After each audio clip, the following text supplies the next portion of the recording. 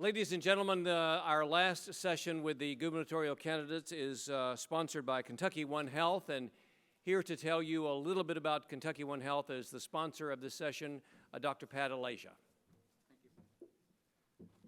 Okay.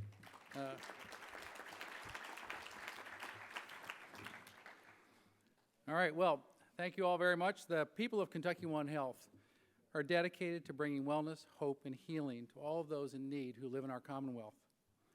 We're a mission-based organization, as many of you all know, who are deeply committed to providing the highest level of compassion and care to anyone in need. We have a unique focus on people who are underserved in our Commonwealth, and we have a lot of them, a lot of very sick people in our Commonwealth. We're a large system, in fact, the largest and most comprehensive health system in the Commonwealth, and because of our depth and the breadth of our services, we're able to provide clinical care on both the front lines in our primary and specialty care clinics, but also within some of the most highly sophisticated hospitals and facilities in the world, such as the University of Louisville Hospital, Fraser Rehab, Jewish Hospital, James Graham Brown Cancer Center, and St. Joe's Hospital, to name a few. We're also committed to creating healthy communities, very important. We focus on educating people about their health, their wellness, their good habits, and their bad habits, and teaching them about screening and prevention, and hopefully helping them live happier and healthier lives. This is exciting and important work we at Kentucky One Health are doing, and we appreciate the privilege and the opportunity to be a meaningful part of the healthcare transformation that's occurring not only across our nation, but more importantly in this wonderful place we call home. Now for the fun part. We're talking to two candidates, or listening to two candidates, who hopefully will be taking care of our home here in the next bit of time. I'm pleased to introduce two speakers and the moderator, small business owner and entrepreneur, GOP nominee for governor, Matt Bevin, and Attorney General of the Commonwealth of Kentucky and Democratic nominee for governor, Jack Conway.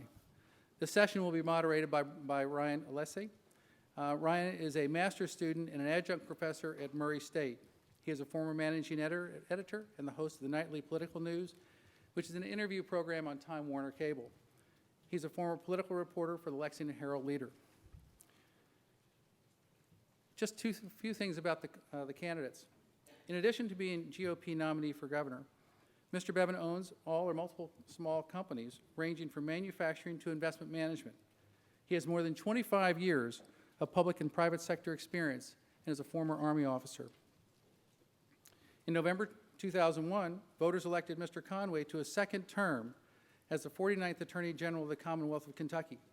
He has followed through on his very important commitment to vigorously prosecute child predators and crack down on internet crimes. Please help me in welcoming Mr. Bevin, Attorney General Mr. Conway, and moderator Ryan Alessi. Thank you all.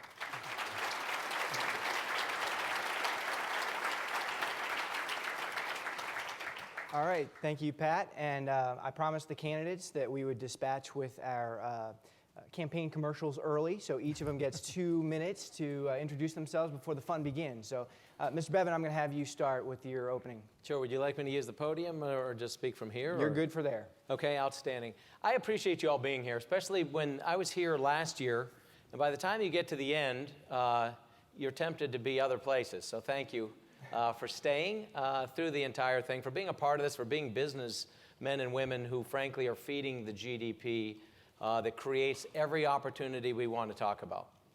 I appreciate your interest in this race. I would encourage you, please do look very closely at each of us. We are two candidates who come from different perspectives, different life views, different thoughts on where and how monies should be spent.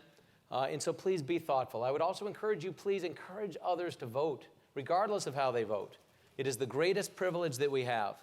And so encourage 1, 3, 5, 10, 50 of your friends that would not otherwise do so to be engaged in this process, not only now, but as we approach November 3rd. I'm a guy that grew up in a simple way, below the poverty level, but I've been very blessed. I've lived the American dream, and as has been discussed, I own all or part of 10 different companies. I'm regulated by everybody from the OSHA to the EPA to the FDA to the SEC, so much of what you wrestle with, I wrestle with every day.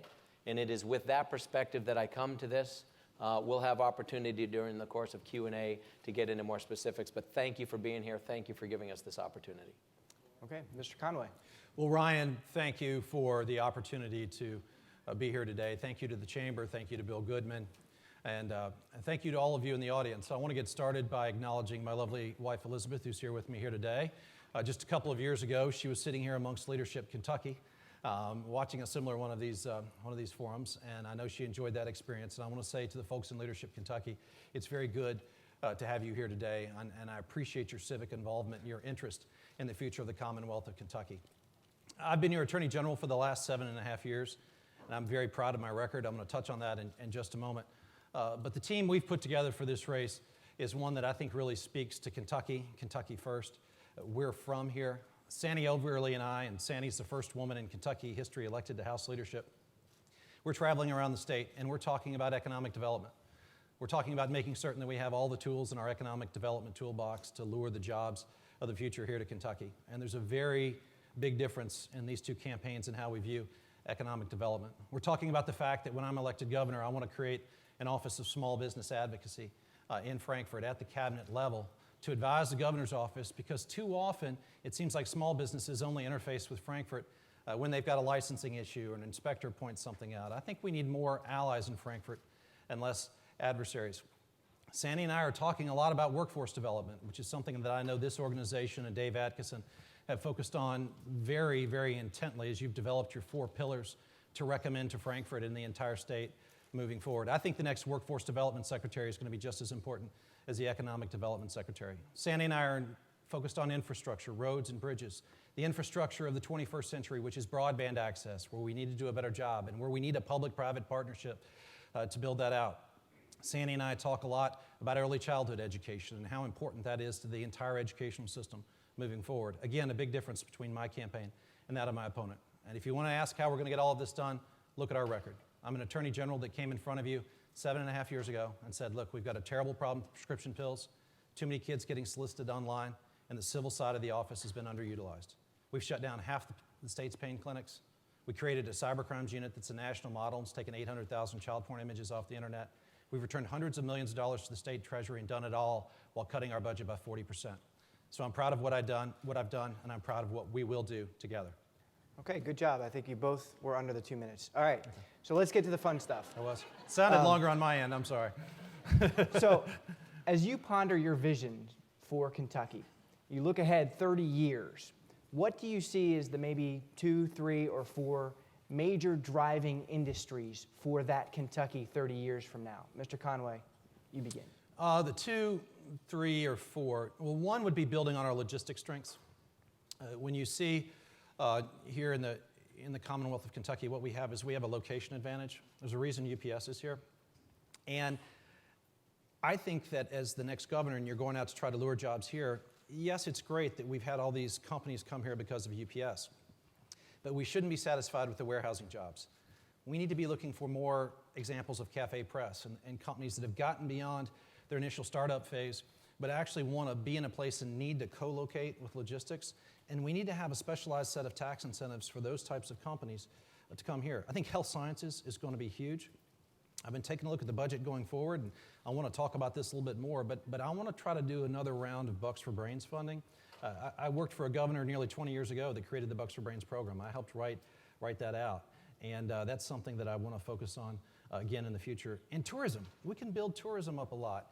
I want to see Kentucky become the Napa Valley for distilled spirits. I've taken a pledge that the next tourism secretary is going to have a strategic relationship to the bourbon industry, because between bourbon and horses, we have a real opportunity to lure more people here for visits. We're getting 750,000 a year right now just based on the explosion of bourbon. I would like to see more of that. And I would like to see us have a workforce that meets the national average in skills. I mean, right now we're lagging behind, and that's something that we're going to have to focus on together. Okay, Mr. Bevin? You know, the question was, what specific industries do I see 20, 30, 40 years down the road? You know, for starters, and I mean this with no facetiousness, I look forward to 20, 30, 40 years down the road, the governors of Indiana and Tennessee wondering why their kids are going to Kentucky to get a good job, literally.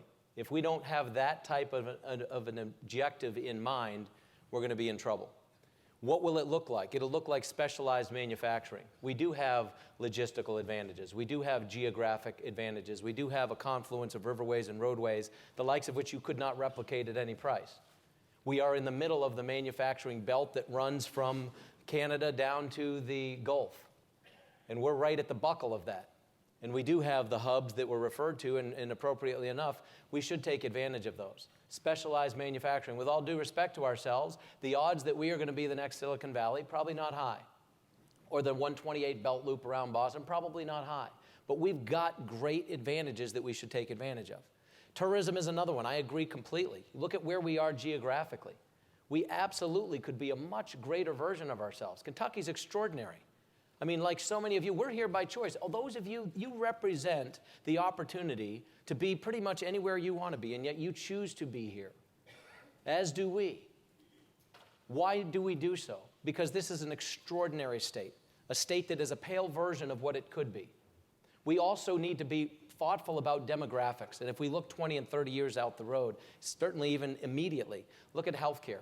We've already got a sound root in the ground to address that front. It's only going to be better, stronger, more fruitful if we nurture it properly. So dealing with health sciences, certainly a proponent of it. I own a company here in Louisville that we just got 510K approval from the FDA for a medical device that frankly has the ability to change the world of medical diagnostics related to cognitive disorders. Extraordinary. Right here, started and formed entirely in Louisville. That's exceptional. It's not the norm.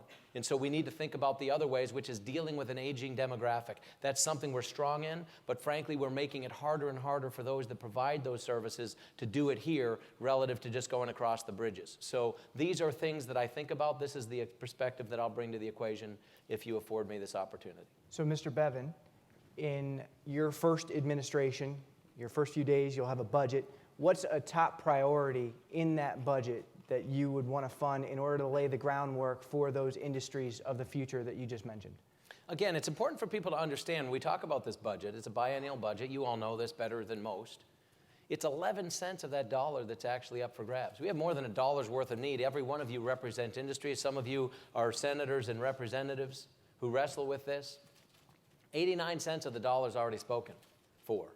And so then the question really gets to, how do you cover $1 worth of need with 11 cents? It's going to have to cover the things that ultimately feed into a healthier workforce. If you look at mattbevin.com, look at my blueprint for a better Kentucky, you will see 7 key tenets. And they involve things like education, like healthcare. One of the things we're going to have to deal with is this Medicaid expansion. I'm sure we'll get to that during the course of this conversation. I hope we do. Because we have a governor who has uncorked a disastrous package of cost on us that we're going to have to deal with. And it's going to come at the expense of many of you in this room. And we don't have a choice but to deal with it. We have to talk about education and how we better allocate the dollars. And so part of the budgeting is not just what dollars we have or don't have, but how do we allocate those dollars? We need outcomes-based funding as it relates to post-secondary education, for example. To be clear on that, are you saying that you would restructure the priority so more than 11 cents are available for discretionary funding? We don't have that option. I wish I had a magic wand to do so. But understand that the reason there's only 11 cents is because we've already got these liabilities and we've already got these obligations that have come about as a result of the absolute fiscal mismanagement in recent years, where we have punted on pension obligation, and I hope we talk about that as well. We will. We've punted on educational priorities being other than political in large measure, where some universities get more than 10,000 per student, others less than 4, with no outcomes-based priorities associated with what's driving that. So I do think we're now stuck with 11 cents. And we have to figure out how to best be good stewards of it. In that 11 cents, what's the one program that you want to see get more funding or more emphasis than it is now? If I told you that, I'd have to kill you. And no, in all seriousness, I'm being completely serious. The point is, the things I'm talking about, education, things like tax benefits that are going to actually incentivize people. And by tax benefits, I'm talking about maybe it's not just offering money from the outside to bring somebody new in, but offering the benefit to the people who are already here with a root in the ground.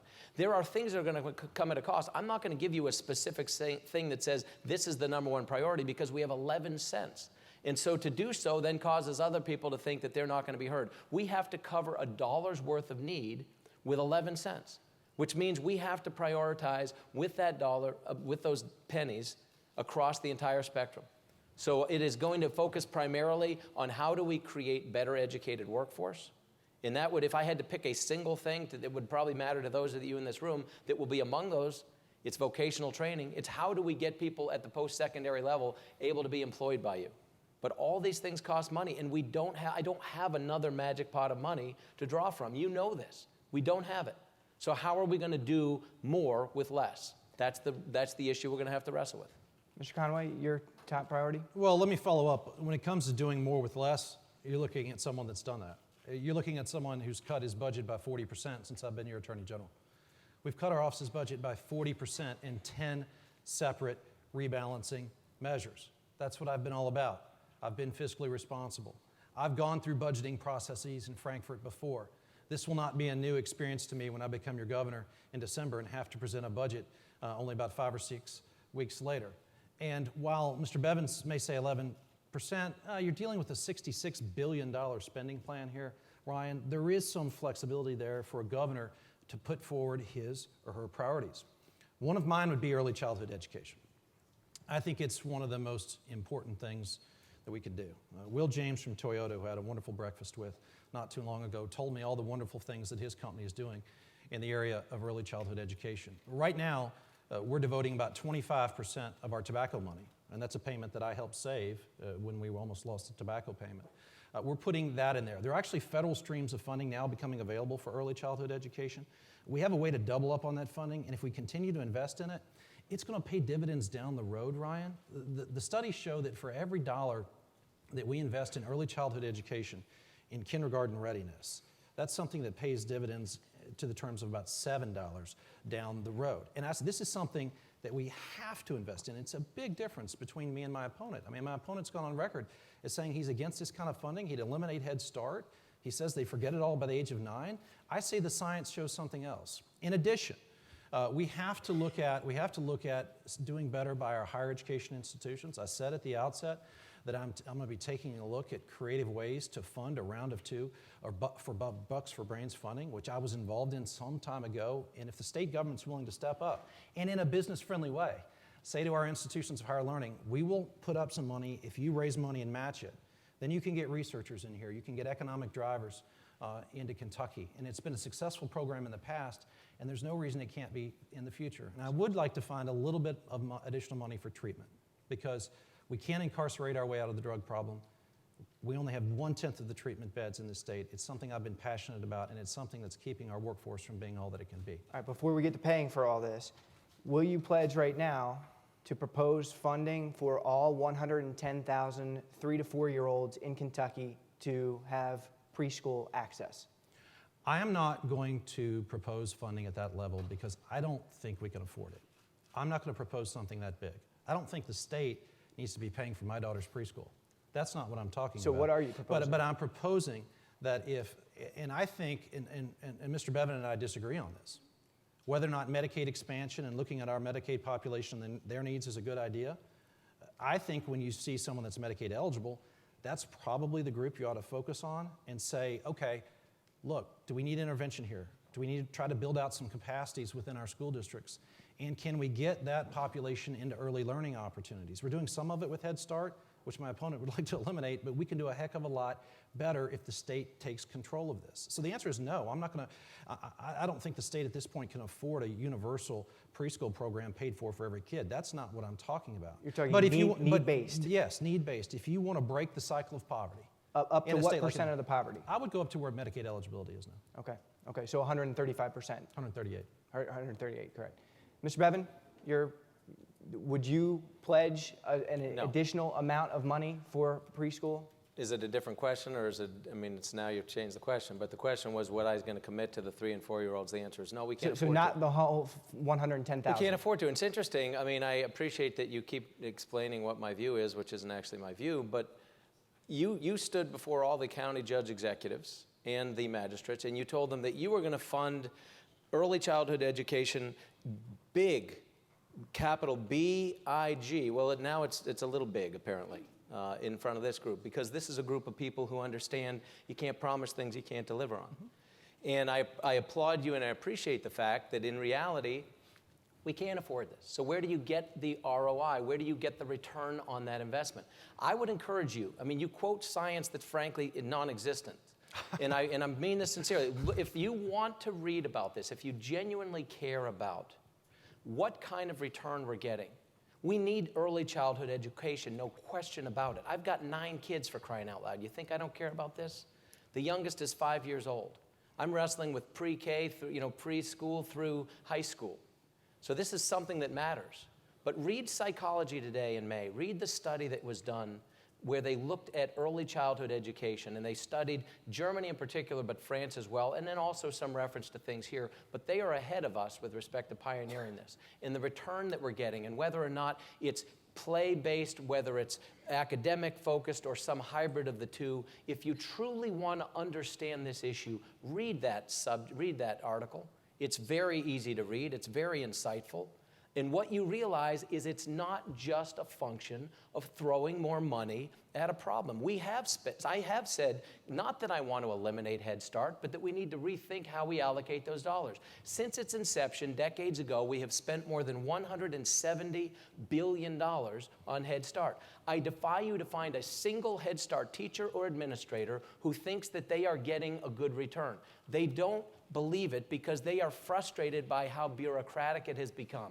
And there is not a single study that has been done, not one, including by the government, that shows a child going through that program as it's currently conducted is at the age of 9 any farther ahead than a kid that didn't. That is a fact. That is absolutely, there is not a single piece of documentation to the contrary. It isn't to say we don't educate our young people. It's to say, let's rethink how we spend the billions of dollars that we're currently throwing at this problem. That's what I'm calling for, being better stewards of the few dollars that we have. Mr. Bevin, the Annie E. Casey Foundation had a study that showed that students who don't read aren't proficient in reading by 3rd grade are 4 times more likely to drop out of high school. So some of the people who have access to preschool early on are actually keeping up with their peers so that they're not more likely to drop out. So you're not going to fund it all, you've been clear about that. Would you consider increasing the funding for more need-based access to preschool? Absolutely, and also outcomes-based funding as well. We talk about it at the what level? post-secondary level. But let's look at it based on let's start where we can afford it. Let's start with our failing schools. Let's walk before we run. Let's start in those communities where we have now multiple generations of academic failure. Because the truth is, we don't have enough money to address this, even if we are good stewards with the limited dollars we have. So let's start where there is the greatest need. And so I'm not going to give you a threshold level. It's going to be somewhat driven by how many absolute dollars we have. But we will look at that. We will look at the dollars. We'll look at the demographics, and we'll look where is the greatest need so that we can get the best return on that dollar. Let me address that, Ryan. What I said at the County Judges Conference was get ready for a big effort. With a capital B-I-G. Well, I said big. I did say big, Matt, because it is going to be a big effort. It didn't have to be a prohibitively expensive effort. But you challenged me to read Psychology Today. Matt, I challenge you to read a very famous study known as the 30 million word gap, where researchers went in and looked at welfare homes, typically single parents that were challenged in their own reading skills, and then they studied middle class homes. And the difference in word exposure between the ages of 6 months and 42 months was on average for those 2 different classes, 30 million words. And that's so impactful because a child's brain is wiring itself for lifelong learning at the tenderest of ages. Synaptic connections are already made to the tune of 90% by the time a child is 5 years old. Your science that they forget it all by the age of 9 is wrong. And yes, I agree with you, we need a continuum of investment in education. We need a continuum of improvement in education. But Matt, please talk to some teachers in the Commonwealth of Kentucky. They can tell you when they look at their students, the ones that have been read to and have had preschool experiences. Some teachers are teaching on a superhighway, others on a bumpy road. This is an investment that we can't afford not to make. So while I agree with you, yes, let's look at schools and elementary and secondary education. In this state, and I've lived through a lot of it, I've been here. We've focused on CURA. We've focused on assessment and accountability. I was around and helped write the higher education reforms in 1997. I know what we were trying to do. We do need to focus more on those earliest years because if you want to break the cycle of poverty in a state like Kentucky, which I earnestly believe both of us want to do, Matt, I think we're coming at it a different way. The science is so compelling the science is so compelling that you have to invest in those early years. Mr. Bevin, your plan calls for repealing the Common Core standards. Mr. Conway, where do you stand on that? I think it is an issue that has been done a great disservice by the rhetoric that has surrounded it. You know, whatever you want to call it Common Core or call it states designing their own program, states decided themselves that they wanted their students to be more college and career ready. And the governors actually took it upon themselves to design a program. Now, the federal government later came along and attached some federal funding incentives to it, but Common Core, whatever you call it, is not a federal takeover of education. And what I support is I support us here in Kentucky doing it the Kentucky way, much like we've done with Connect and the Medicaid expansion. I support doing it the Kentucky way. And I want more local control. If something's not working and you're not getting the STEM education, or we're not having students college or career ready in certain local districts, let's get more local input. So for the people that are out there that want more local input, I'm all for it. But folks, since we began this initiative, since the states took it upon themselves, and since Kentucky was actually a leader in this area, do you know where we have gone in independent measures of college and career readiness? We've gone from roughly 31% college and career ready to 54% in a few years. We've also raised the dropout age. We're doing better and have done better during the Beshear administration in these metrics. So rather than getting caught up in all this rhetoric and lying about the fact of whether or not this is a federal takeover, let's talk about what it is, and if it needs to be tweaked, let's tweak it with input from the local level, but let's not get caught up in something that's not the truth and throw the baby out with the bathwater. So you're saying let it go forward. Yeah. Mr. Bevin, if you say repeal the Common Core, that would mean starting over with these standards and the curriculum that the local communities are building to get to those standards. What do you replace it with? It's important to understand why I have the stance I have on Common Core. And again, I would encourage you, you're all quite capable of doing your own homework on this, and I would encourage you exactly to look beyond the rhetoric on both sides. I don't know people that are saying this is a takeover by the federal government. What it is it's a bad idea. It was developed, we embraced these, we were an early leader. We embraced these standards before they were even written. Why did we do it? If those of you in this room were paying attention and remember, we did it because we were going to do what? We were going to race to the top and get some free money from the federal government. We've made a lot of bad decisions in this state by thinking we're going to get free money from the federal government. It's our own money. Let's not kid ourselves. So we signed on to these standards before they were written. The entire set of curriculum, the entire standards, because it's more standards than a curriculum, were written by non-academicians. They were written by people who were not academicians. There were two people who had ever spent time in a classroom: an English professor from the University of Arkansas, a math professor from Stanford University. Neither one of them signed off on these standards. Neither one of them endorsed them. The Stanford professor said specifically that if in fact the point of this is to be equivalent, to be competitive with those at a global level, other industrialized nations, that even if we accomplish what we've set out to accomplish, we will be at a minimum 2 years behind our peer group when we're accomplished. You notice now that's no longer a stated goal to be competitive globally. That was one of the original stated goals. The reason I'm opposed to this is because, and I'll get to what do you do as an alternative. The reason is if you know you're going the wrong way, take your foot off the gas. If you know it's not going to get you to where you need to be, and despite all of the stats, and my gracious, this is currently an administration that is fantastic at telling us how great it is. You all work in the business world. You're trying to hire people. You're trying to survive and make a profit. How great's it going for each of you? I'll let you think about that one. Bottom line is not as great as it could be. So what do we do as an alternative? We need metrics. We need standards. No question about it. It's admirable that we want to reach high. No question. So let's not reinvent the wheel. Let's look at states like Massachusetts, for example, that had both math and English in advance of any implementation of Common Core standards, was leading the nation on both fronts. The Fordham Institute, if you want things to read on this front, nonpartisan, has covered education for years and years. And they have done a number of studies talking about how some states actually were going to be lowered with respect to what they were going to accomplish if we had developed pursued Common Core across the board. One size does not fit all. I believe the dollars should follow the students. We have turned our teachers, we are auditing them to death, and if you're a teacher in this room, you know what that means. We're turning them into test administrators. We are robbing them of the ability to educate our young people, and we are not, despite the billions and trillions of dollars we're spending, getting a more educated workforce for this century or the next one or whatever the case might be. We're not. So let's reinvent how we're spending the dollars by going back to things that work in other places. Let's not reinvent the wheel itself.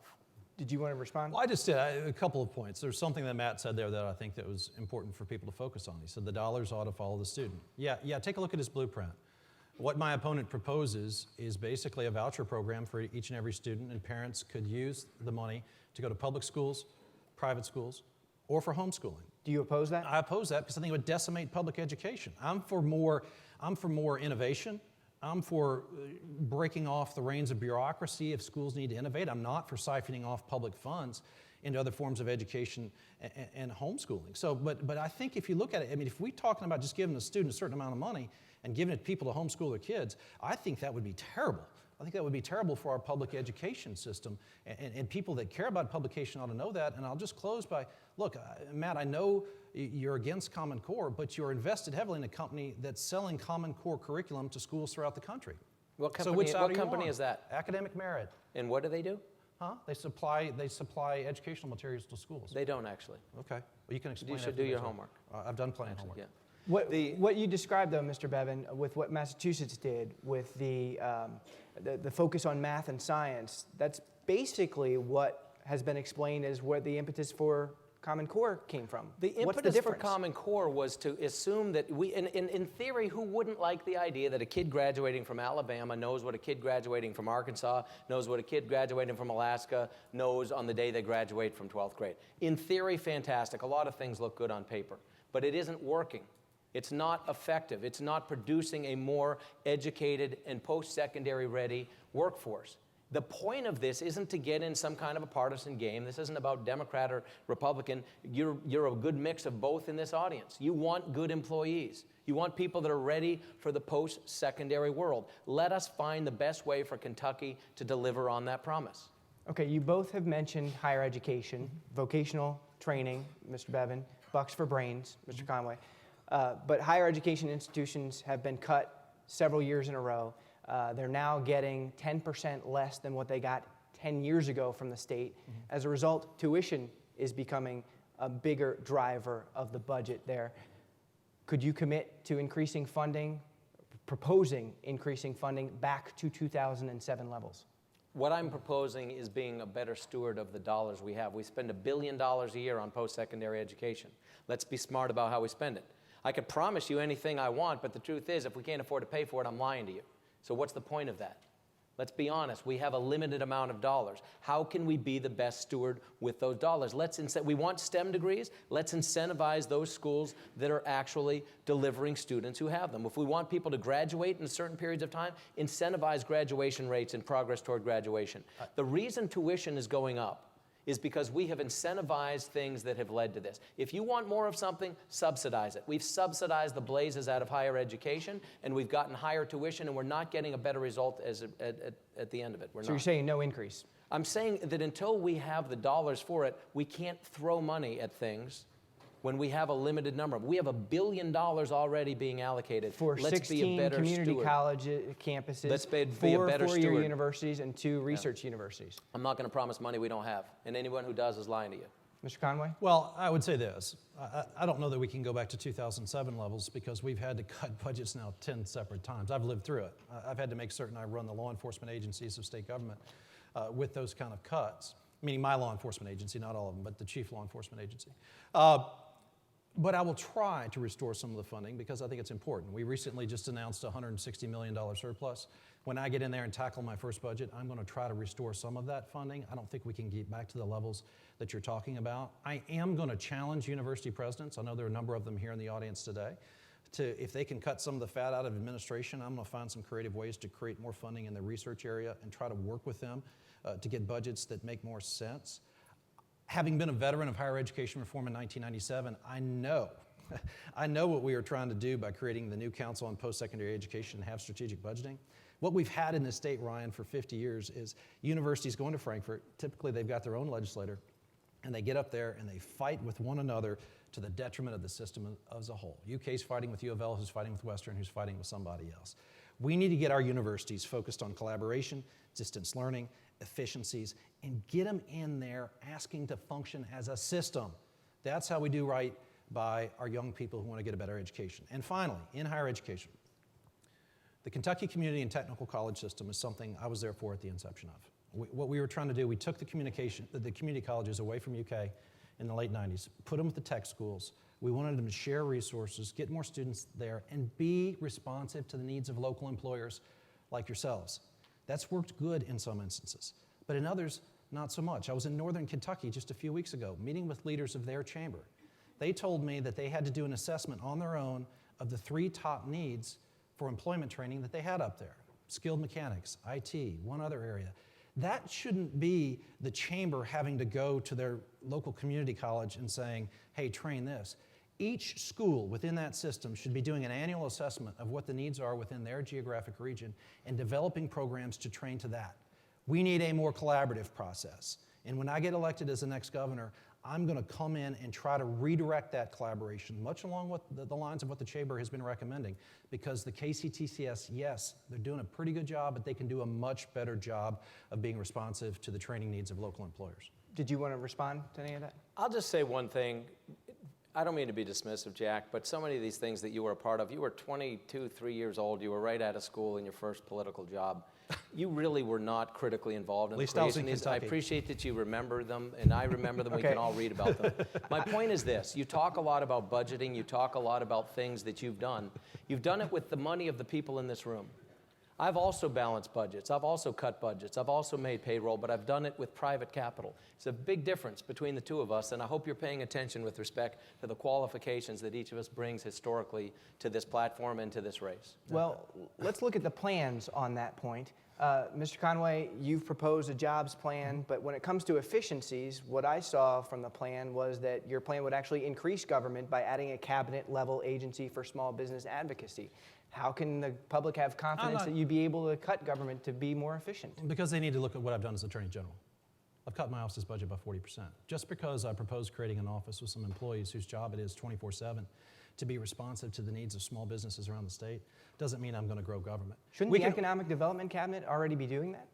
It's a number of different things. I get sick and tired, Ryan, of only hearing from small businesses when they say to me, look, you know, I got this licensing issue. I can't get a hold of somebody over in the department of whatever. Or I've got this issue, an inspector pointed something out. I can't get an answer. I had 2 friends that desperately needed to expand a material supply company because they got a big contract with Lowe's, and they didn't know how to access the Economic Development Cabinet. I think as a culture, we've got too much in the adversarial nature for small businesses and not enough in being an ally. And I'm talking about creating an office that is there in the governor's office that's focused on these issues. I'm not talking about a bunch of employees. Now look, we can be more efficient with workforce development. We can be more efficient with economic development and aligning their priorities with workforce. I'm all about priorities and efficiency. That's what I have done. And so just because I'm saying we're going to create an office that are focused on these issues doesn't mean I'm going to grow government. I've been able to do more with less. I make money for state government as the Attorney General. For every dollar the General Assembly has given me, I've returned about 3.5 to the state treasury. I mean, I've gone after people that have lied to us. I've been more efficient. And look, Matt, I appreciate the shot you took at me about what I did when I worked in a governor's office. Yeah, I was young. I was 26, 27, 28, 29 years old when I did some of that stuff. But I was here. I was a Kentuckian.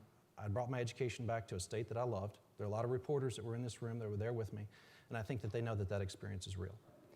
Was that a Duke education you brought back? At least I tell the truth about where I went to college. I appreciate that. I appreciate that. Mr. Bevin, Just checking. Mr. Bevin, on your plan, you say you want to return state government to 2007 level employment.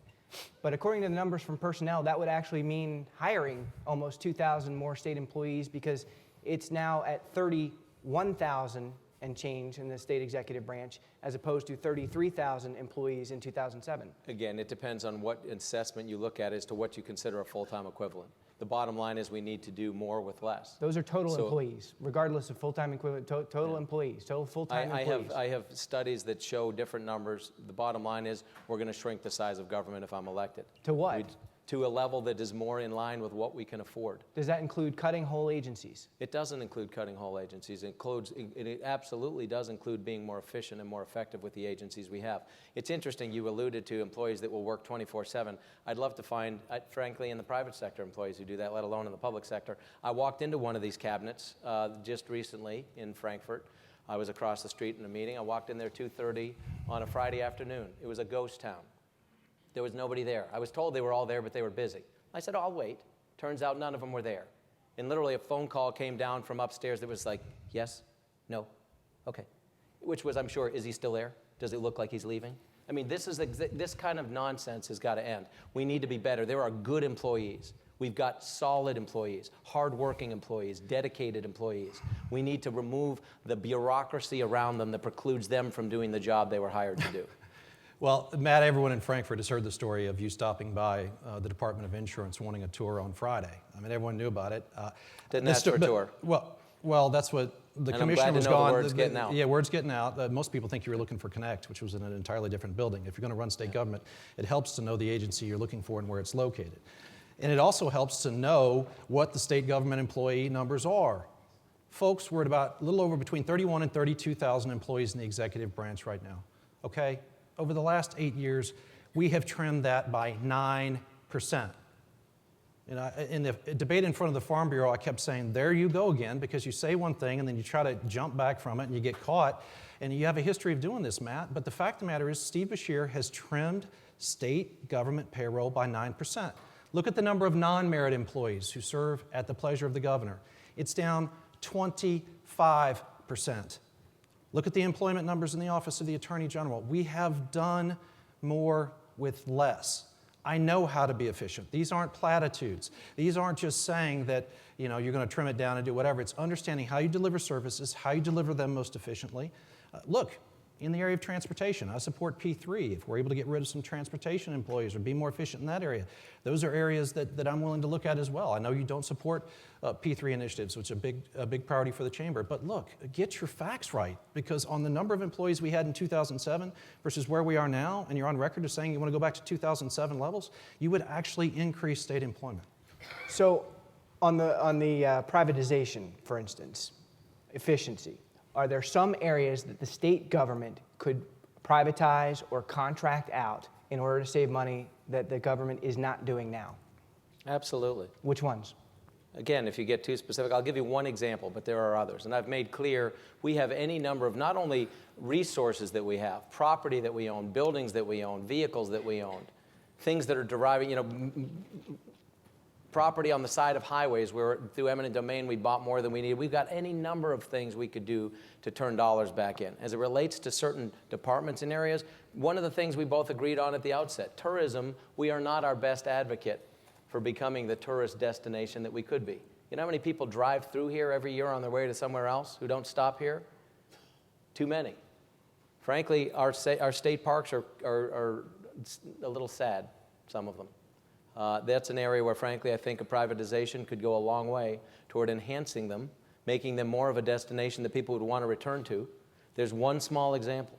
Privatizing the management of state parks. Privatizing the management and the ownership, literally the ownership of ensuring that the end result is what we would want it to be.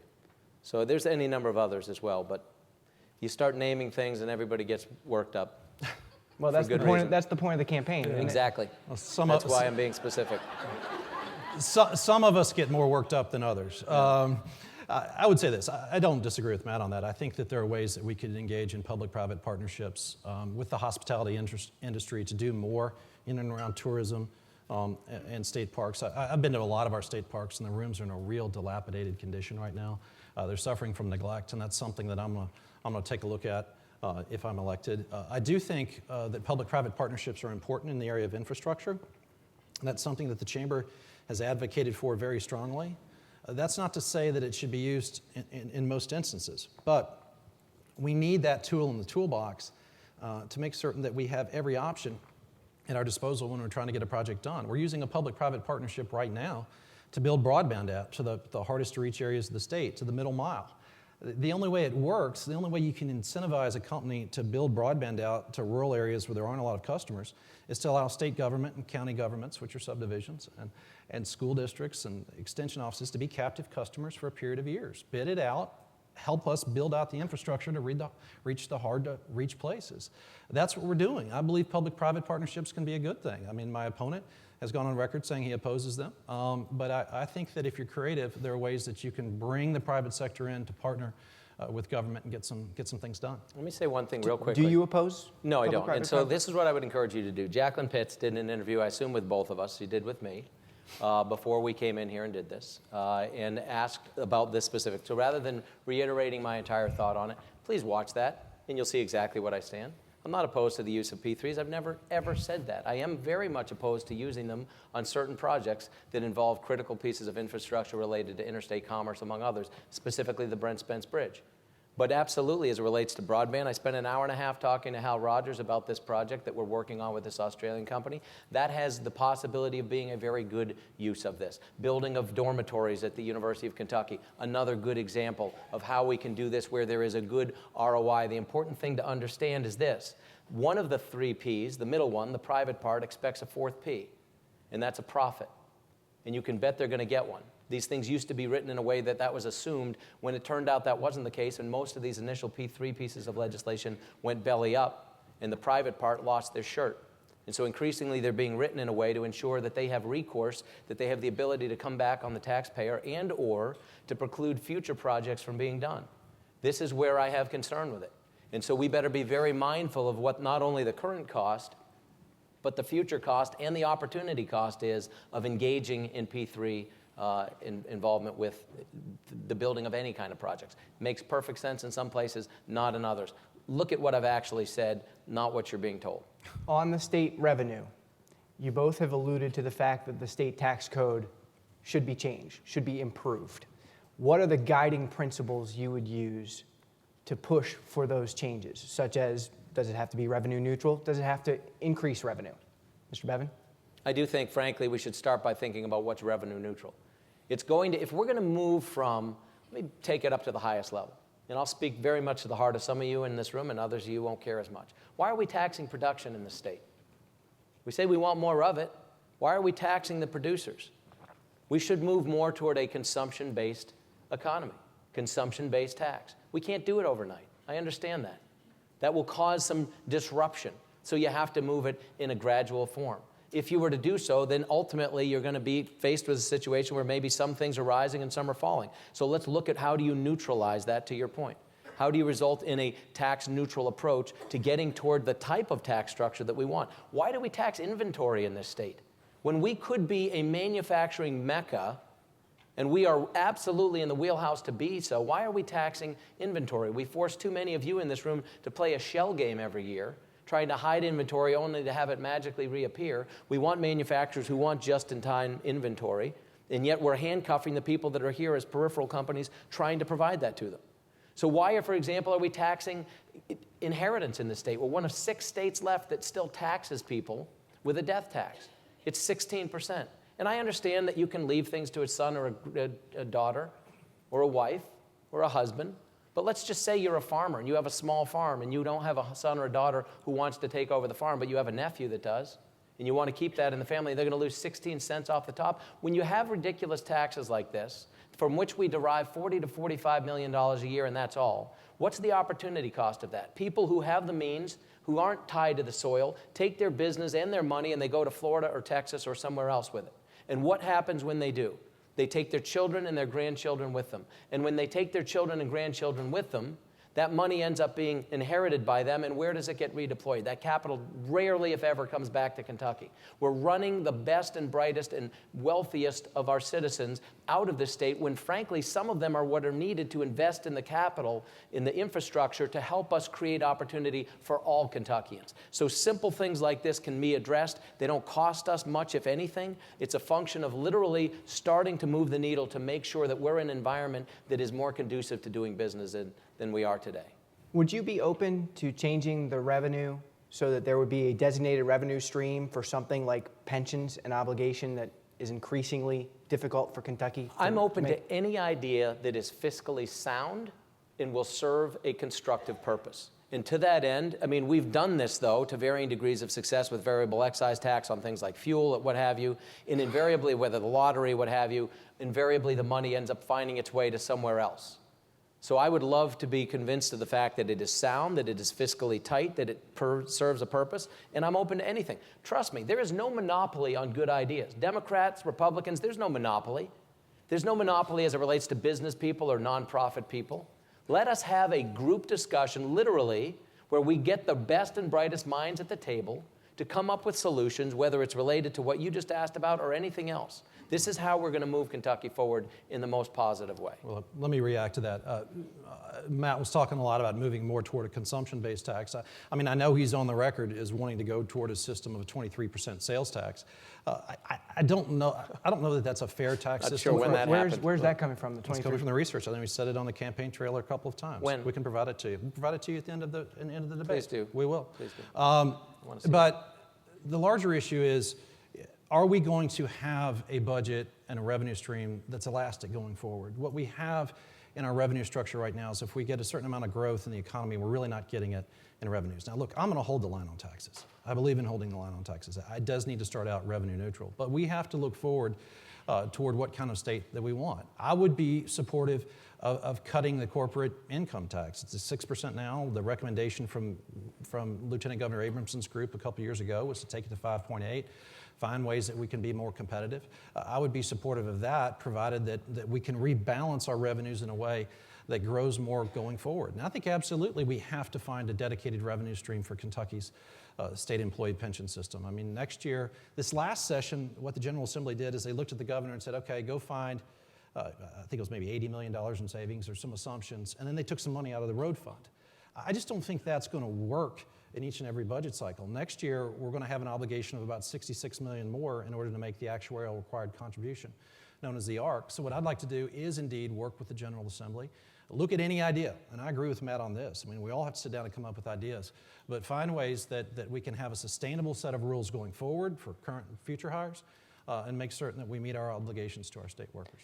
Okay, so on some of those ideas, would either of you consider, be open to, or push for bonding to either help the Kentucky teachers' retirement system or the Kentucky retirement system? I'll start off with that. I'm not a big fan of pension obligation bonds.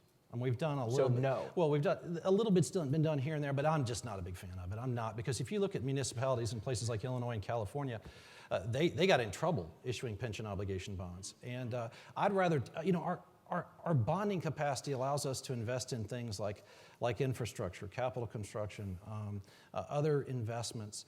And certainly pensions are something that we need to stand by. But when you bond pension obligations, what you're doing is you're betting that the cost of money is cheaper and less than your investment returns. And if that doesn't pan out, if you think we're behind the 8 ball right now, watch what would happen down the road. So I'm not a big fan of trying to bond our way out of a pension obligation. Mr. Bevin? Were you a supporter of House Bill 4?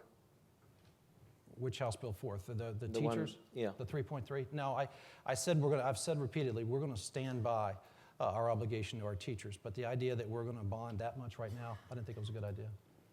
I would agree with you on that. I'm not sure that was always your stance, though. But I will There say was this. there was I mean, some part of contrary. why I'm in this race is because of this pension crisis. I've spent much of my life in the pension business. I first moved here 17 years ago. I first lived, there's been a lot of reference, I'm not from here. Give me a break. I'm not here by genetic happenstance, true enough. I'm here by choice as an adult. I came here 25 years ago when I was stationed at Fort Knox for a period of time. At that time, I decided if I could live in the state, I would, and 17 years ago, that's exactly what I chose to do.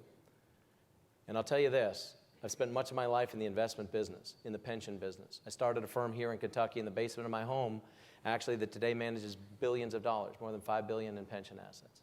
I understand what is at stake.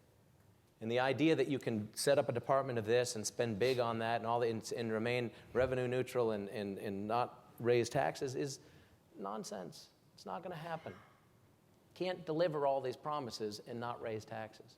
So the key is, how can we live within our means? And so to that end, I mean, frankly, the pension issue has got to be addressed. And what I have called for specifically is we've got to audit every single one of these plans. I'm not a proponent of bonding it because that's nonsense. To take $3.3 billion, stick it to our children and grandchildren under the assumption and hope and belief that they may actually still live here to pay that back when it comes due, to patch 1/3 of one hole in one plan, nonsense. Nobody's addressing the cause of the problem. 12 to 15 years ago, we were fully funded across the board in these plans. We were 97 to 112% funded. This is not a problem we're going to dig out of quickly. It's going to take 20 to 30 years. We need to do the following. We need to, number one, audit every single plan so that every one of you knows exactly what is happening under the hood. There's way too much secrecy in this pension system in this state. That needs to end, with an outside auditor, I should add. Number two, we need to freeze the existing plan. We moved 2 years ago to a cash balance plan with a guaranteed rate of return. It's the same essential thing with a different name. We can't afford it anymore. Demographics do not give us this possibility to continue to offer what we've been offering. So freeze the existing plan so that every single employee who's in it, whether they've been in for 1 year and are working toward their retirement, or whether they've been retired for 30 years, that we as a state have the ability to meet what we are obligated to meet for them.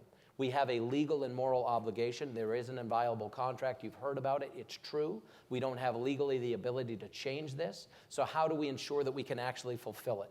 You stop adding people to it. Stop compounding the problem. We need to move to a defined contribution plan for any new hiree, a 401k type plan. That also affords the ability for employees to have control over their own money and to be able to take that with them.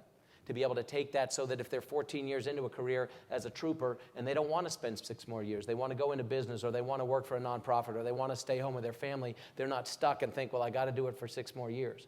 Why should they not have the same flexibility that our employees do? But Mr. Bevin, doesn't that remove money that goes into that fund that still exists? Yeah, and then let me compound that one more thing, because additionally what I'm also calling for is look at actuarial tables to figure out what the threshold is, but we need to provide incentive to those under, and I'm just going to pick a number because this is not based on, let's say you're under 30 or under 35.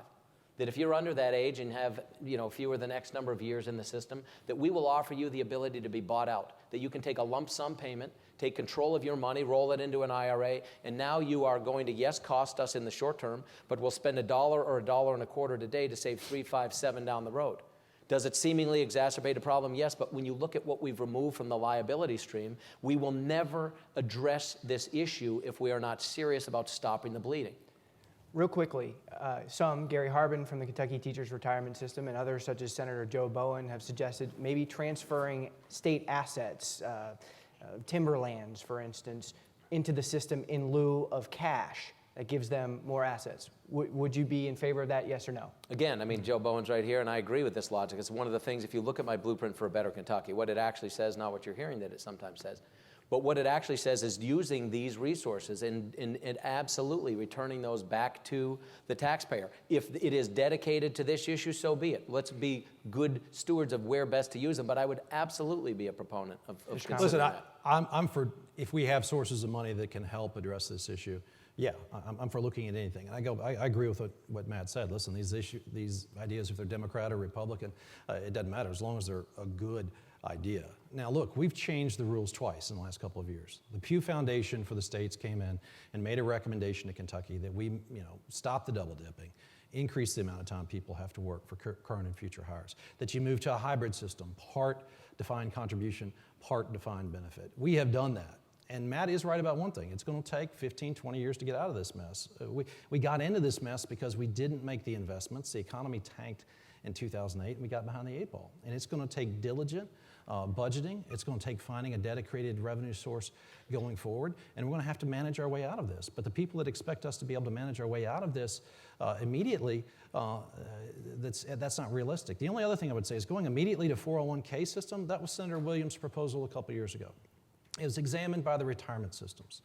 Take a look at their findings. They found that particular system would actually cost us $8 billion more over 15 years. And that's the reason I'm for, let's stick with the Pew Foundation's recommendation rather than go with what my opponent is proposing. So you want a dedicated source of revenue, potentially, for this. You want to increase funding for preschool. You would like to increase funding for higher education, provide bucks to brains, which in the past has been $60 million, and you want to continue the Medicaid expansion, which will begin to cost more money in the second year of this next biennium for Kentucky. How the heck are you going to pay for it? Well, let me say this. When it comes to the Bucks for Brains program, I'm seeing that as something that can be done in the future. We can look at some borrowing to potentially fund that. I mean, there are ways that we could fund a couple more rounds of Bucks for Brains. The early childhood education expansion, if you use some federal funding sources that are becoming available to us, that could double up what we're investing right now from the tobacco payment, we could actually make a significant investment in early childhood education. And I'm glad you came to the subject of the Medicaid expansion, because there's a big difference between my position and my opponents on this. I think it was a good thing that the state implemented Connect. It's a cheaper, more efficient way to allow people to purchase health insurance. Connect is something separate and distinct from the Medicaid expansion. And look, Steve Beshear commissioned a study from Deloitte Consulting. It came out, and I wrote the numbers down here, and that's one of the reasons I brought this piece of paper up here. It shows that the expansion of health care reduces general fund costs in 2017, fiscal 2017, which starts in July of 16, by 131 million. 120 million in increased revenues to the general fund. And that the cost of the expansion in that year is 74 million. You're a net $177 million better. In the second year of the biennium, you're a net $87 million better. So and that's not Governor Beshear's study shows that for 5 of the next 6 years, that Medicaid expansion and the expansion of health care is going to pay for itself. It's going to pay for itself. Now, we may have challenges along the way. Will these numbers materialize? I hope they do. You know, the CMS has been very, very accommodating to states and working with them if they want to try to scale back or do something else to afford this. But Ryan, what I am not going to do is what my opponent would do on day one of his administration. And that's by a stroke of a pen, kick nearly 500,000 people off of health insurance in this state. And he still hasn't explained what he would replace it with. And Ryan, these people are our sisters, brothers, neighbors, parishioners. And to me, that's not something that's courageous to do. That's callous, because Governor Beshear is committed, and I'm committed to, in the transition, working with him to show the people of Kentucky how we can segregate these increased revenues into the general fund and how this can indeed pay for itself going forward. Mr. Bevin? Again, it's a complete mistruth. It's hard to know how to respond to the volley of non-truth that's coming across the table. Let me start with number one, you don't even have the ability. End the Medicaid expansion? You don't have the ability to, by executive order, kick 500,000 people off Medicaid. You don't, Jack. And as a guy who's running for governor, you should understand that. The governor in Kentucky does have authority over the administration of Medicaid. Yeah, and thresholds and application processes, and et cetera. And there was a court case, Matt, that said he could do it by executive action. So let me tell you what my actual thought on this issue is. Number one, we can't afford it. And going back, what was your original question, actually, before we digressed into the... Let me start with Medicaid expansion. Yeah, but there was something that preceded that. Well, it was the same issue that we'd already talked about, the how would we pay for things. So let me ask you on Medicaid expansion. Would you allow that to continue at 138% of the poverty rate? No, we can't afford it. So what would you do? We would actually have to have a lower threshold back to where we were. But let's back to talk about 100% of the poverty Probably 100%, but again, maybe something in between, and let's be thoughtful as to where it is. So what would you do with the 400,000 It was actually less than people? 100%. And It what was he's just, 100. if back to where we were before, kicks 430,000 people off of health insurance. But it doesn't. in the Here, state. understand this, and please, facts matter. Yes, they do, Matt. Facts They matter a lot. A number of the people who signed up, of the 400, number one, it was predicted that 308,000 would be added. It is about 440,000. Many of them qualified under the 100% as well. They had just never enrolled. Medicaid existed in Kentucky before there was a Connect program. Medicaid exists now, and it will continue in the future. We have people among us who truly have need. No question about it. They truly have need. But if we take from those that are like those of you that pay for those, some of whom don't need, working age, able-bodied men and women who do not have the degree of need that we are now providing that we can't afford, we're robbing of those who truly need it.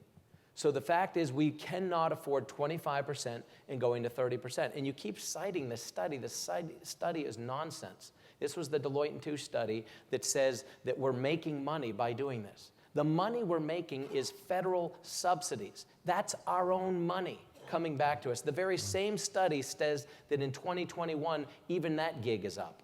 So while you're citing the money we're going to make for the next 5 or 6 years, what about 2021?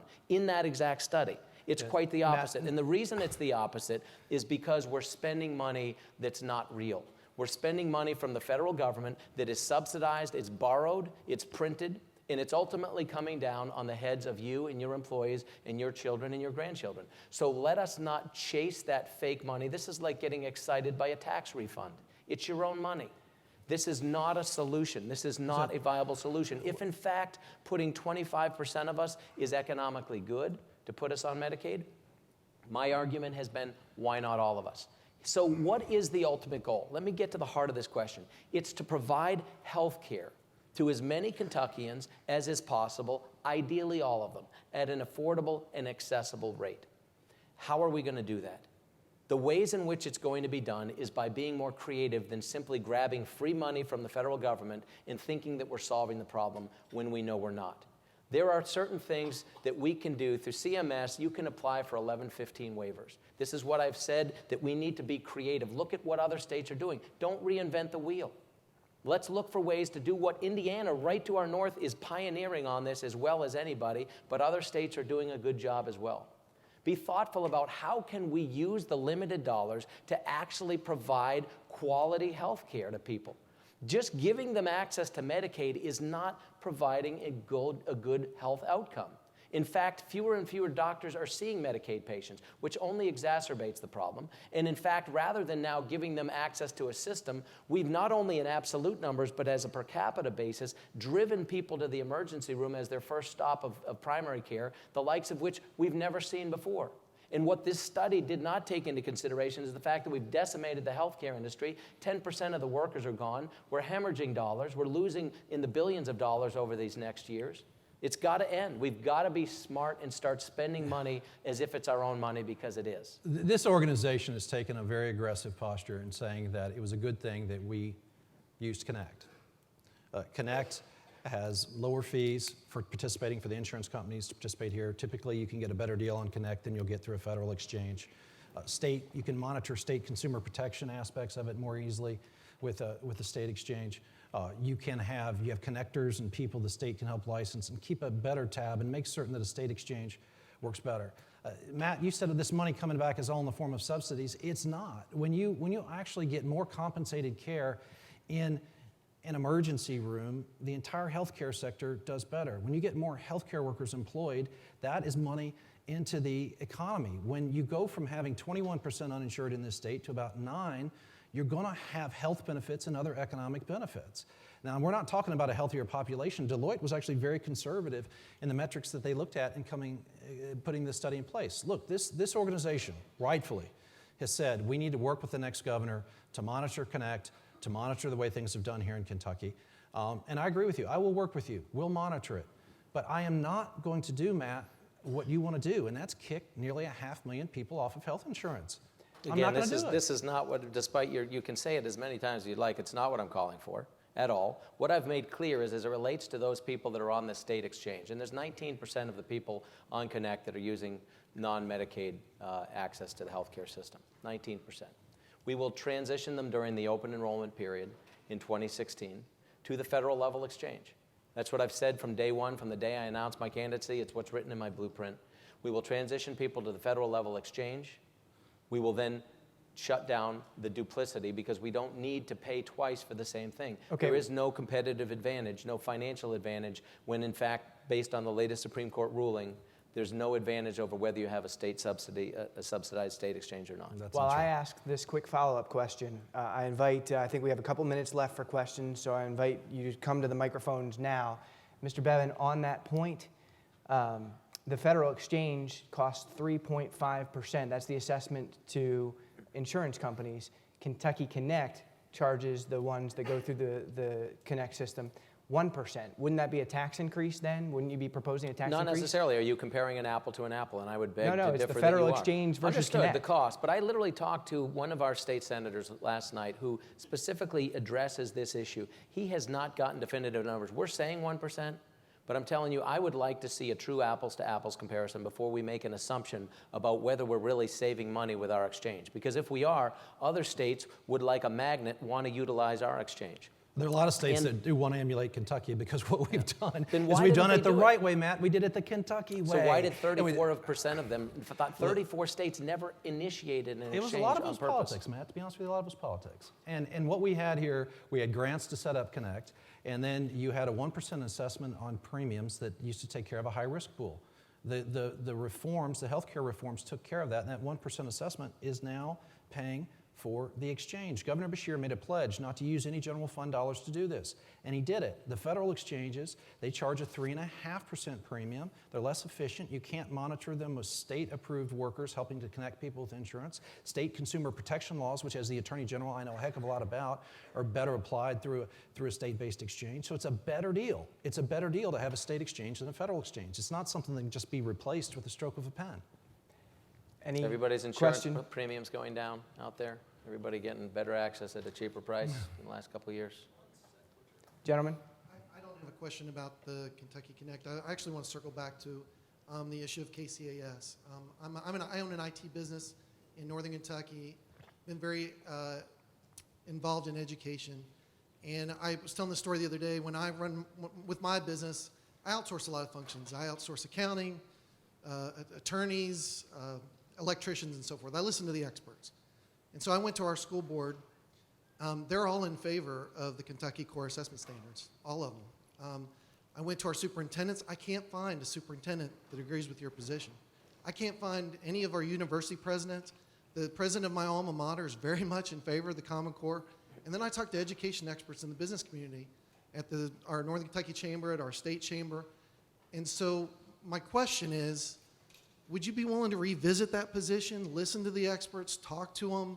I mean, since we implemented it, our college and career readiness scores have doubled, and most importantly, our ACT scores are up, which means that's the measure that all our universities are using to gain admittance. Okay. So that's my question. Would you be willing to thoughtfully reconsider that and have conversations with all these experts to maybe change that position? I'm willing to, it's a good question and a fair one, and I'm willing, as I said earlier as it related to a different topic, willing to talk to experts on any front at any time. And I had this conversation earlier with a number of attorneys at a law firm here in town who I disagreed with on a particular issue, and I said the same thing. I'm not dogmatic with respect to it's got to be this way or the other. I've been very clear I'm not a proponent of it, because while you're citing things, I've spoken to many superintendents, teachers, and others who say the exact opposite. Many of them are afraid to say so out loud. They're afraid of punitive results for them. That's unfortunate. And so would I be willing to have a thoughtful, frank, cards on the table discussion? Absolutely, because again, what are we trying to ensure? That we have, as Thomas Jefferson referred to them, as virtuous citizens. Virtue not being goody-goodies, but people who were capable of being productive members of society, because work was a virtue, contribution was a virtue. That's the reason we spend public education dollars. Absolutely, I'd be happy to have that conversation, and I've been having it for quite some time, which is part of what has informed my decision. Okay, we're going to move on to the next question. We got, just be quick. I haven't heard you all discuss today about our road system and transportation as it relates to our rural communities and our metro communities, because we all know that's a driver in economic development. And we know the funding of it has really decreased in the last year. So what are your plans to do to help improve and maintain our systems that we have today along with the funding? Well, that's a great question. And let me say this. I think that it's the job of a governor to function like a big county judge.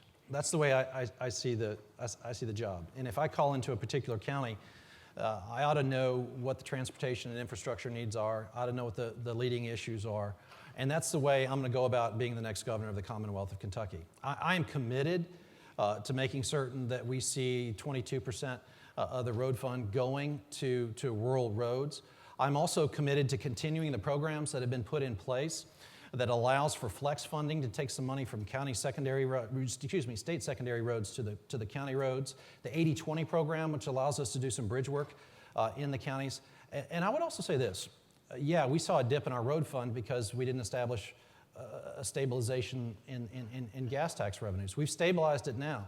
What we have to do is be more efficient. I have a running mate, folks. For those of you who haven't met Sandy Overly, Sandy is aces. I mean, Sandy is someone that started out as a civil engineer, worked in the transportation cabinet. She was the budget subcommittee chair for transportation. She's also the first woman in Kentucky history elected to House leadership. Sandy and I are going to get in there and make certain that cabinet is more efficient. I do think that they actually hold too much money back in reserve right now. There's a way to get more of that money out, flowing into projects. I think as a state, we're terrible in right-of-way acquisition. I've heard stories, and I know of instances where we can't get, I know there are people from AT&T in the room, but AT&T to move cables, or we're going way too slowly in land acquisition and acquiring right-of-way. We can be a heck of a lot more efficient in that way. We can do more design build. But given the funding stream that we have, there are ways that we can be more efficient in transportation and also stand by our rural road system, and you have my pledge on that. Mr. Bevin? This is where you'll find very little disagreement whatsoever between the two of us. 22.2% is what's currently allocated from the variable excise tax on fuel. I think that should continue to be the case. Frankly, it represents more than that percentage of roads in this state, so I don't think there's any reason to change that formula. Same with the flex funds, the 80-20. I'm a big believer in more local control, whether it's as it relates to education or whether it's as it relates to the roads and how those dollars are spent. So I truly believe we'll get a better return on that investment if, in fact, we allow people at the local level to control as many of those dollars as is possible. Okay, we're not getting the hook yet. So the last two questions. Gentleman in the back, you were there first. Thank you. My question is for both candidates. There's a lot of discussion today, and rightly so, of making Kentucky more of a business-friendly environment, economic development, and things of that nature. There are many of the opinion that the best way to economic development is for less government regulation, not more. And I know the Chamber, even today, one of the points that was made is right-to-work legislation, basically opening the door for that. What are your thoughts? Right-to-work legislation? Mr. Bevin? Strong proponent of right-to-work legislation. We can't afford not to pass it. It costs us nothing in absolute dollars. The opportunity cost of it is too high for us to bear. We're the only state left in the South that hasn't passed it. For those that oppose it, and Jack will be able to speak for himself, I don't put words in his mouth for him. But for those that oppose it, who think that this is somehow detrimental to unions, for example, the states in which union jobs are growing the fastest are all right-to-work states. #1 state in the country where union jobs are growing 25% the last 2 years, Tennessee. Many of those jobs are jobs that are coming out of our state. We have to pass right-to-work legislation.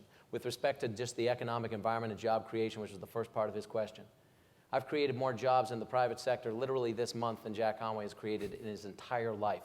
That is a fact. I work in this world every day. I employ many people. I pay millions of dollars in salaries and benefits. This is something I wrestle with every day. And there are things that we are doing to ourselves in this state that preclude us from being the best version of ourselves. And preeminent among them, which is why if you actually read my blueprint for a better Kentucky, first thing on that list of 7 is that we've got to pass comprehensive right-to-work legislation in the state of Kentucky. Mr. Conway? I don't support right-to-work legislation. I'm for the right to work for better wages. And I look at the statistics and I see that workers in right-to-work states are making $1,500 less than the average worker in states that don't have them.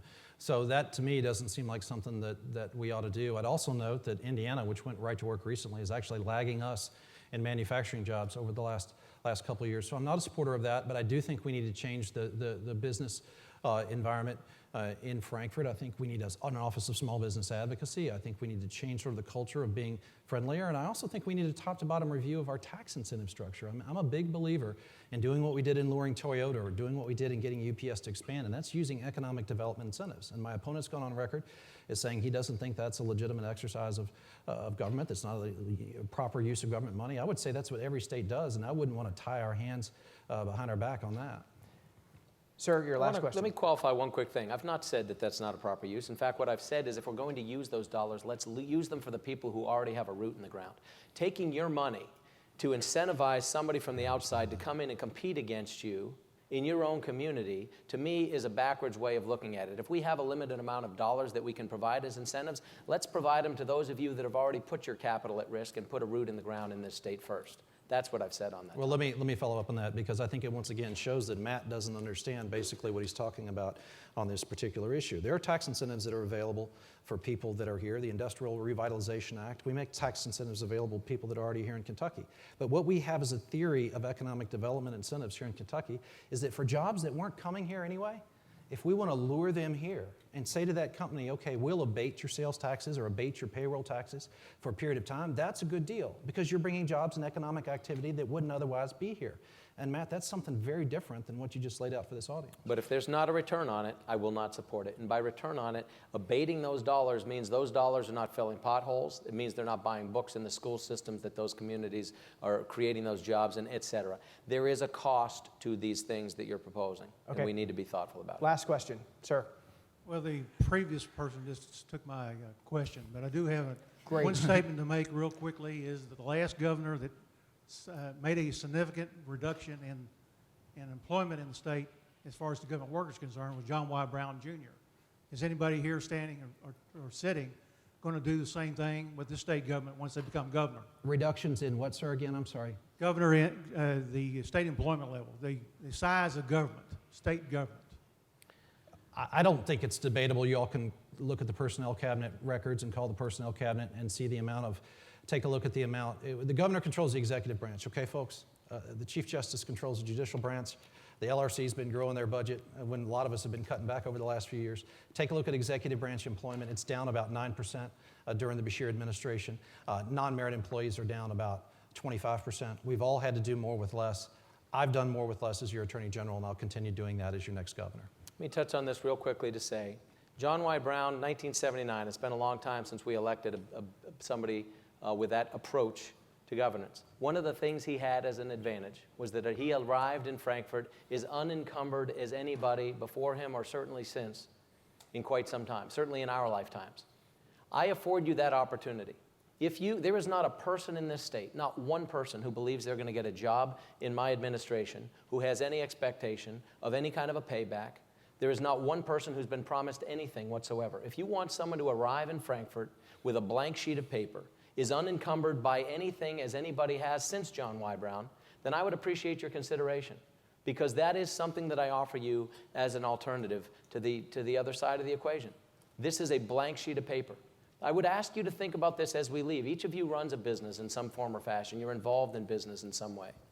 And I've asked this question of people before. If you had to leave your business to one of the two of us with confidence that it would be run effectively, that your employees would be gainfully employed 1 and 3 and 5 and 10 years down the road, which of us would it be? Who would you entrust your future to for your children and your grandchildren and the belief that there will be opportunity for them in Kentucky? Because if you can't trust one of us with your business or to ensure opportunity for your children, you sure as blazes shouldn't trust us to run the state. It should boil down to simple decisions like that. And with that, I think we're going to have to end this conversation, but thank the candidates very much for this enlightening discussion. Thank you. Thank you, gentlemen. Ryan, let's give it up for Ryan. He is the best. Great moderator. Thanks, Dave. A couple of quick housekeeping things. I want to thank Bingham, Greenbaum, and Dahl for sponsoring the summit this year. It's been a great success. Leadership Kentucky, always great to have you, and the Kentucky SHRM chapter. We'll be doing this again next year. I believe the dates are July 14th and 15th. We've just found that out from the hotel. If you're interested in sponsorship opportunities, that's how we pay the bills. Call Andrea Flanders at our office, because we're going to be doing this bigger and better even next year. And by the way, I know it's easy for some of us to stand back and say after we've heard a session like this that they just get up there and throw rocks at each other and all that.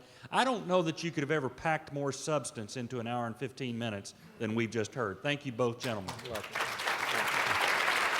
You are dismissed. So,